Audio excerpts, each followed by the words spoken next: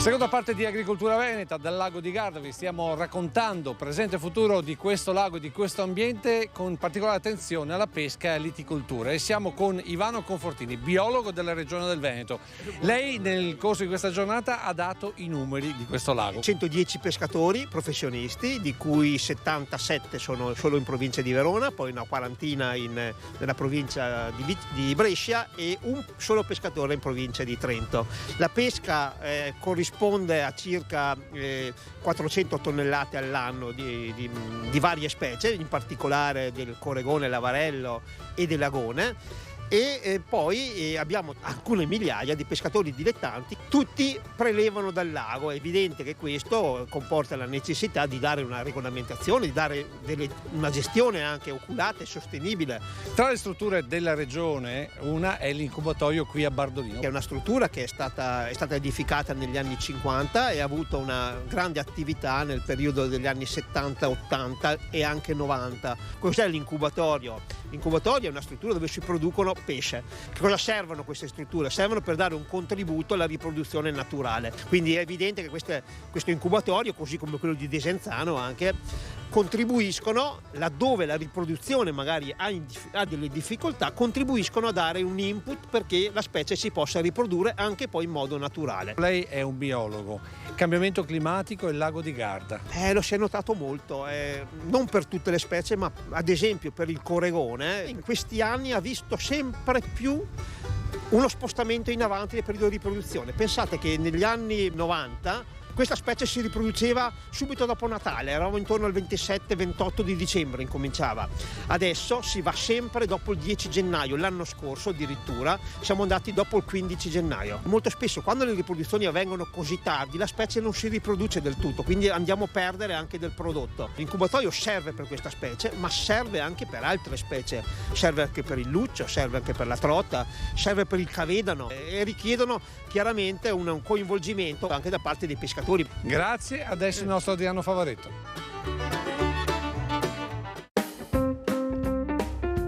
Questa settimana vi parlo della lavanda, un cespuglio sempre verde, queste foglie lanceolate grigio-verdi, ma soprattutto per il suo colore, per la sua spiga colorata di azzurro.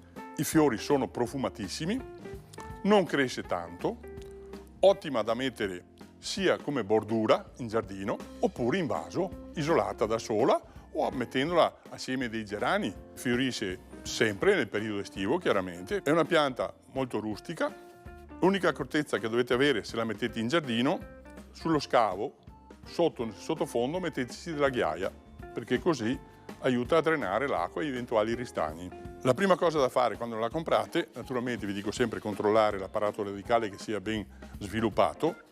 Quindi la tirate su e cambiate vaso, un vaso anche un po' più grande, comodo. Il terriccio per invasarla o anche per mettere fuori sulla bordura che fate, miscelato magari alla terra fuori, terriccio con la pietra pomice perché aiuta a drenare l'acqua. Si può fare verso settembre una cimatura. Per cimatura cosa intendo? L'asporto dei fiori secchi, abbassandola appena appena. Poi invece ad aprile dell'anno successivo si fa una potatura un po' più robusta. Se volete farvi qualche pianta, a marzo, aprile, quando si fa la potatura un po' più drastica, diciamo, quelle pezzi da 10-12 cm, 15 di parte legnosa, li mettete su quel famoso terriccio composto da terriccio e pietra pomice, le piantate lì, annaffiate e avrete nel corso della stagione altre piantine. E con questo profumo voglio fare gli auguri a mia nipotina Olimpia, che compie il suo primo anno di vita, e come sempre a tutti voi fate un buon lavoro.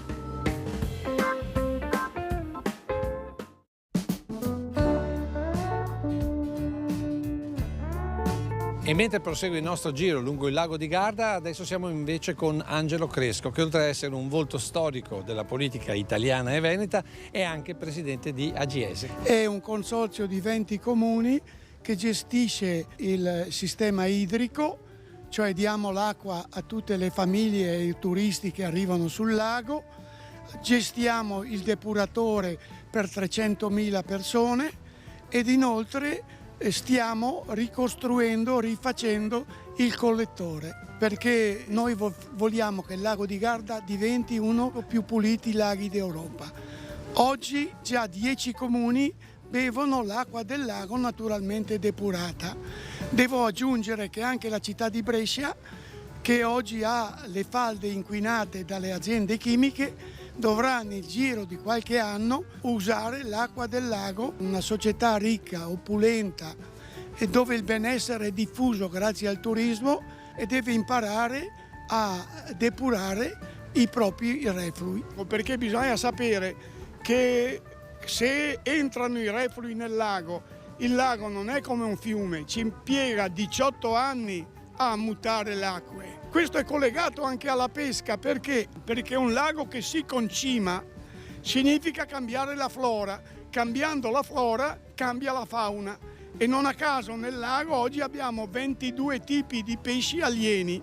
Ai pescatori ho detto c'è bisogno che le nuove generazioni e anche quelli che stanno arrivando sul lago e pescano siano muniti di una licenza che li metta in condizioni di conoscere il tipo di pesce, cos'è il lago e le leggi che lo regolano. Senza questo diventa l'assalto alla diligenza.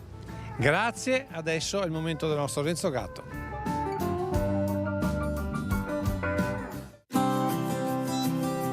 Alghe, parliamo delle alghe, perché? Perché dobbiamo tenere presente che circa il 71% della crosta terrestre è formata da acqua. Quest'acqua naturalmente permette la vita di queste strutture vegetali, chiamiamole così, e sono molto importanti, tanto che il 50% circa dell'ossigeno presente nella terra è dato dalle alghe. Oltre a questo però le alghe contengono anche un'alta percentuale di proteine, anche un 60-70%, di cui molti amminoacidi essenziali, di carboidrati, lipidi, oltre a sali minerali e vitamine, e rendono queste alghe un nutriente molto importante. Tant'è che sia la NASA che l'Agenzia Spaziale Europea stanno progettando le vasche idroponiche nelle astronavi per garantire la nutrizione degli astronauti nei lunghi viaggi nello spazio. Oltre a questo, dalle alghe si ottengono anche delle sostanze che vengono utilizzate nelle industrie alimentari come addensanti. Esempio tipico è il gelato. Il gelato perché non ghiaccia, ma è sempre abbastanza fluido? Beh, perché contiene acido alginico, che è estratto dalle alghe e che ha questa proprietà di non cristallizzare. L'alga probabilmente più nota è la spirulina, è un'alga molto piccola, non oltre mezzo millimetro, e il nome spirulina deriva dal fatto che è a spirale. Adesso vi propongo una tisana da fare con un'alga che trovate tranquillamente in ogni erboristeria, e cioè è il Fucus vesicolosus. Prendete 20 grammi di questa alga, la tagliuzzate, ci versate sopra dell'acqua bollente, 200 cc, e lasciate per almeno 10 minuti. Poi filtrate e potete bere. Bene, questa ha una discreta quantità di iodio e questo attiva la funzione tiroidea, per cui aumenta il metabolismo corporeo e vi aiuta, tra virgolette, un po' a contenere il peso.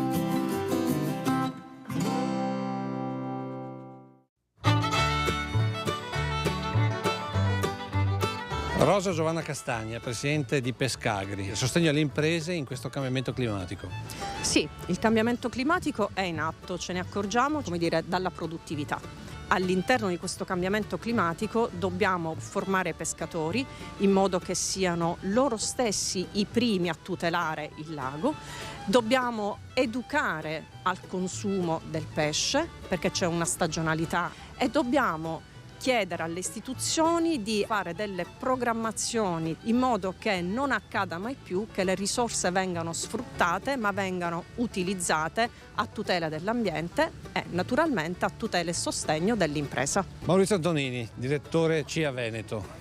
Qui c'è un problema però di numeri per quanto riguarda i pescatori. Qui siamo di fronte a oggi 70 pescatori, quindi un numero veramente molto limitato. Le politiche oggi regionali ma anche nazionali devono andare a incentivare la pesca, ma deve andare a incentivare la redditività di questi pescatori che sono sentinelle di un territorio, ma soprattutto sentinelle dell'acqua pulita. L'agricoltura e gli agricoltori e i pescatori vuol dire anche turismo, e quindi avere un bel lago, avere l'acqua pulita vuol dire fare anche turismo. Grazie. Adesso zampettando.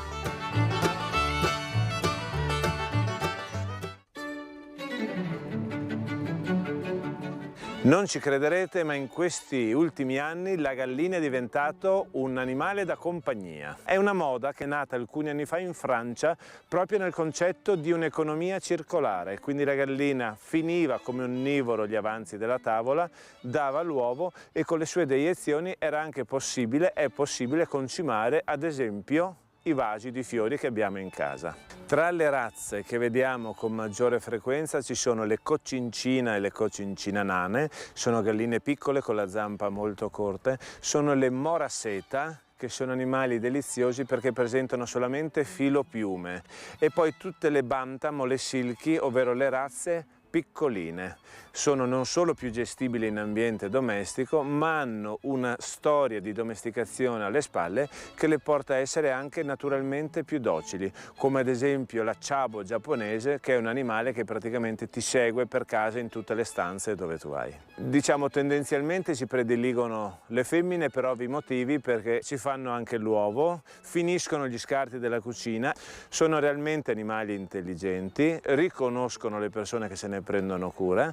La gallina è un animale razzolatore e quindi è sempre preferibile allevarle avendo anche un piccolo pezzettino di terra, perché il suo etogramma alimentare prevede che raspino il suolo alla ricerca degli alimenti.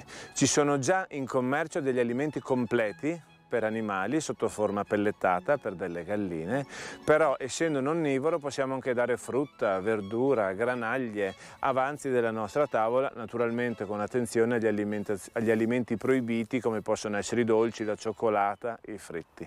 Sono animali relativamente sani che però richiedono anche loro delle visite periodiche e hanno anche una discreta longevità, quindi nelle linee nane possiamo serenamente superare i 10-12 anni.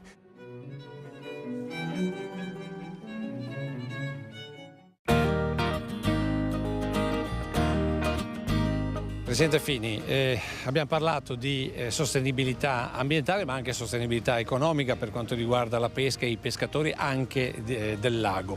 Al lago di Garda sicuramente questo è un concetto che è fondamentale, perché dobbiamo migliorare la qualità delle acque, cercare di migliorare anche quella che è la biodiversità, l'habitat dove ci troviamo. Non dimentichiamoci che siamo in un posto turistico che ha una forte valenza turistica, quindi abbiamo il bisogno comunque di dare un ulteriore impulso agli imprenditori che vogliono investire nel settore ittico anche qui nel Gardesano. Ma a Roma questi problemi li capiscono? La pesca sicuramente è entrata nelle corde dell'agroalimentare nazionale, quindi anche all'interno del Ministero. È chiaro che vanno sfruttate le opportunità, quindi misure come il FEAMPA, un fondo che viene dedicato totalmente al settore ittico, dal quale si possono attingere risorse per fare investimenti nello sviluppo delle proprie imprese. E in questo il Ministero deve lavorare un attimino sulla semplificazione, sulla sburocratizzazione, non solo sul FEAMPA. In generale è un settore che potrebbe avere enormi potenzialità. In Italia se ne parla e se ne discute, non solo a livello italiano ma anche a livello europeo. Dobbiamo tutti quanti creare le condizioni affinché questo settore possa trovare finalmente la propria dimensione e possa svilupparsi.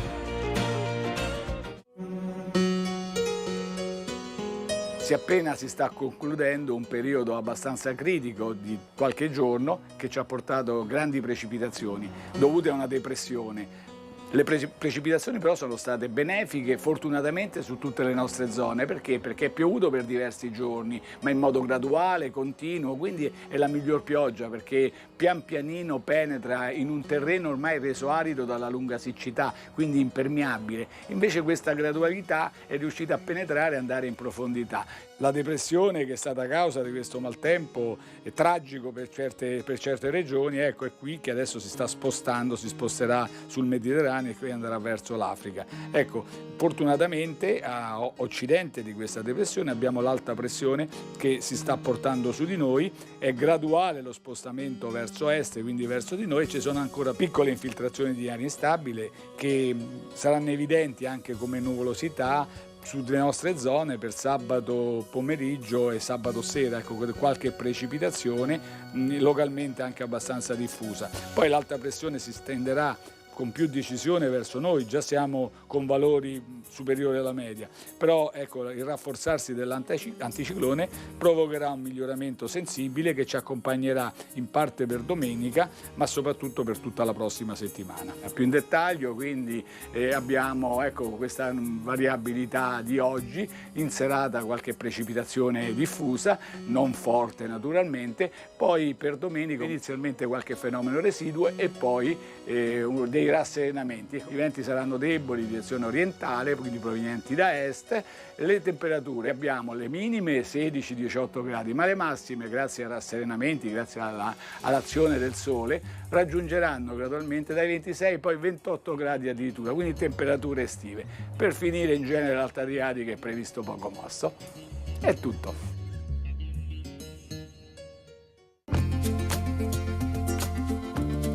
Presidente Passerini, siamo al termine di questo giro, abbiamo declinato il presente e il futuro del lago di Garda, ma nell'atto pratico cosa si aspetta la CIA del Veneto attraverso Pescagri? Abbiamo sentito che c'è una grande difficoltà, ci sono delle maestranze, delle professionalità che si stanno perdendo, c'è la necessità di ripopolare un ambiente. È chiaro che bisogna assolutamente proporre alla politica delle strategie e assieme trovare anche delle risorse. Noi non ci possiamo permettere di perdere mestieri, perché questi mestieri sono quell'elemento che poi legano la tradizione al contesto e quindi sviluppano quell'economia che si sta sviluppando attorno a questo territorio lacustre. C'è un sistema che deve essere integrato tra quella che è la pesca sportiva, la pesca professionale, quindi ci sono tanti passi da fare, c'è un tema appunto di ripopolamento, c'è un tema di genetica, c'è un tema di specie autoctone e di specie invasive, ci sono dei contesti da mettere insieme e da provare a vedere come si riesce ad intervenire politicamente, strategicamente, ma soprattutto a livello di risorse e di progetti. Il futuro di questo lago è nell'iticoltura, nella pesca oppure è nel turismo? Ci deve essere una sinergia che parte appunto dal lago, che parte da tutto quello che è il contesto attorno. Qui vicino abbiamo la Valpolicella, non dimentichiamolo, qui attorno abbiamo tutti quelli che sono gli uliveti del Garda, quindi una peculiarità importante. Assieme trovare appunto quelle strategie di sistema che ci portano poi ad attrarre sempre più gente, a portare la gente che porti economia, ma a far capire anche al territorio e alla gente che vive questo territorio che occorre anche un approccio nuovo, cioè un approccio di rispetto. Ma qui hanno capito che devono fare il sistema. Lo abbiamo visto anche dall'incontro fatto oggi da CIA Agricoltori Italiani. Quando tu riesci a mettere unite le teste, a mettere unite le sinergie, a dialogare, ne esce sempre qualcosa di buono. Grazie Presidente Passerini, si chiude qui questa puntata di Agricoltura Veneta. L'ultima parola la lasciamo a Gianni Marini, alla nostra storia, la storia rurale. Noi ci vediamo la prossima settimana.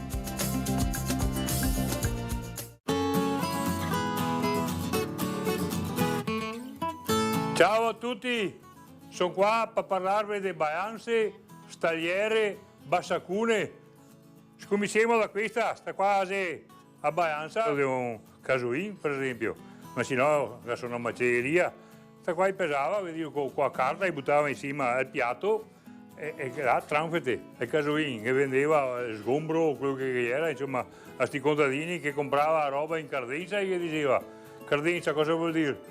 Che una volta gli pagava quando chi vendeva il veleo, questa invece veniva adoperata dai fruttarioi, la gente che andava per casa a vendere pomi, a vendere roba così, e anche dai poiamere, vedi, questa per esempio la bicicletta della poiamera, cosa che metteva il poiastro qua, adesso ora sotto sul coso, pensate, rigava, metteva sotto il ganso qua, e era così svelte anche da queste qua, un poco furbette, e tirava il marco, però col detto lo teneva sempre su e era un poco birbantine e che faceva vedere che era sempre gagliarda, invece in realtà qualcosa mancava. Adesso vi parlo invece della bassa cuna. La bassa cuna è questa qua, vedi, è bassa, perché cuna? Bassetta perché uno si arrangiava a buttare su il peso che era, e anche cuna perché si indoiava. Un altro segno di misura è questo qua, che è la stagliera, vedi qua che Iseo e Sergio che io tenere quel bastone qua che avevano sentito di forza, era tutti quanti gli altri compagni, se no il peso cascava tutto da una parte. Questa qua serviva per pesare panocce, un vedeo, un piquetto, o se no un porseo, una mesina di porseo. Un'altra modo di pesare era quello a 8. A 8 era sempre quello che vendeva e quello che comprava. Di solito che metteva d'accordo tutti i due, che era il commerciante, che la dava e man, tin, ton, batteva. Il padrone diceva sempre, è grassa sta vacca qua, è grasso sto cavallo qua. E invece che altro che comprava e diceva che è magro. Da qua è nato l'occhio del padrone in grassa il cavallo. Ciao a tutti e sempre forti!